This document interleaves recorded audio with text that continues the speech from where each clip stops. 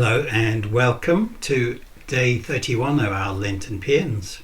We join Rev Greg again in his study to go through another few verses. This time we skip ahead to Matthew 13 verses 24 to 30, the parable of the weeds. Jesus told them another parable. The kingdom of heaven is like a man who sowed good seed in his field. But while everyone was sleeping, his enemy came and sowed weeds among the wheat and went away. When the wheat sprouted and formed heads, then the weeds also appeared.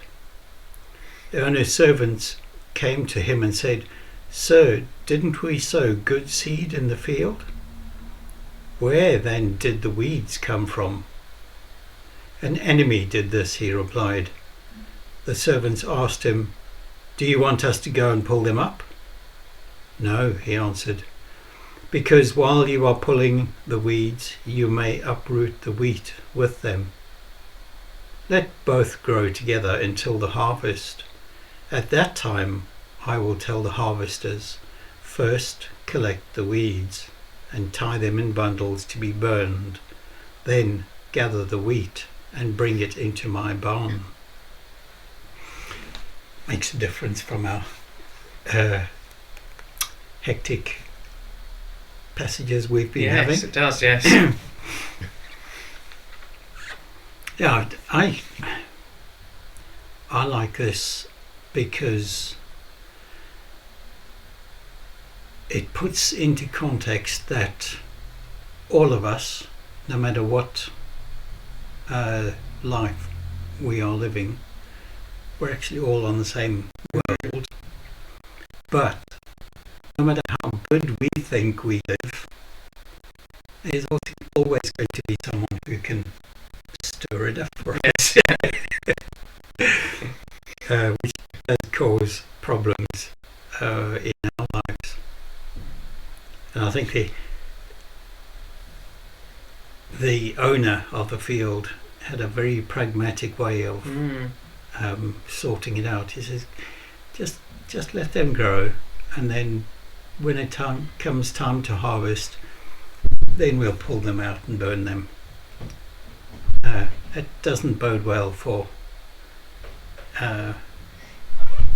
the people in our lives. No, it doesn't, no. that mess us around. I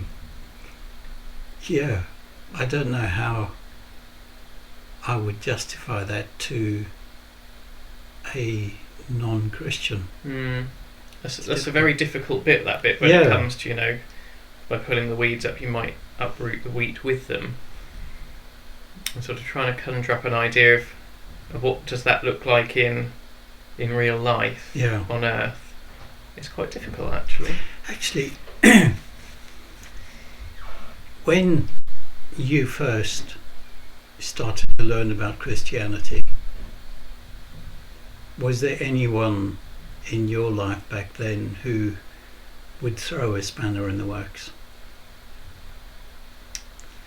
Yeah, I would imagine there was, yes. Yeah. And they could probably do it quite easily. Yes, yeah.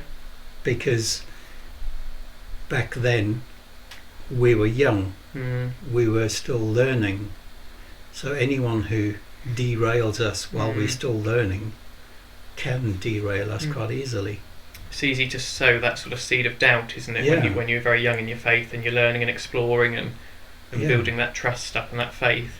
It's very easy for someone to throw something in as that spanner in the works, and you start to doubt yourself. Yes. And it starts to unpick sort of what you were building up. Yeah. Which I suppose is a little bit like this example here about the sort of weeds growing among the wheat. Both are still flourishing together. Yeah. But there is that opportunity for one to do something to the other that isn't positive. Yeah. The way I think of it is the weeds would almost be choking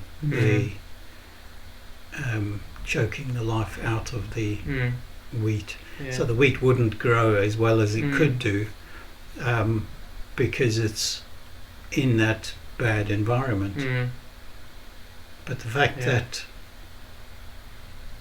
the farmer did sow good seed meant that the wheat has actually still got a fairly good chance of making it through. Yes. And I'm thankful that when I started learning about God and about Jesus, I was in a position where there were people who wanted to help. Which probably outweighs in a much greater proportion those that want to throw the spanner in the works. It doesn't mean that I didn't get into trouble.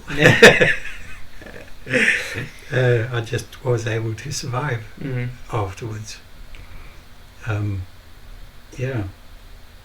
the sort of hope of the message comes at the end, doesn't it, where it then says, first collect the weeds and tie them in bundles to be burned, then gather the wheat and bring it into my barn. Of course, that sort of ties it back into that beginning bit where it says, the kingdom of heaven is like, and then it's saying, the wheat, the good seed, you're going to be brought into this barn.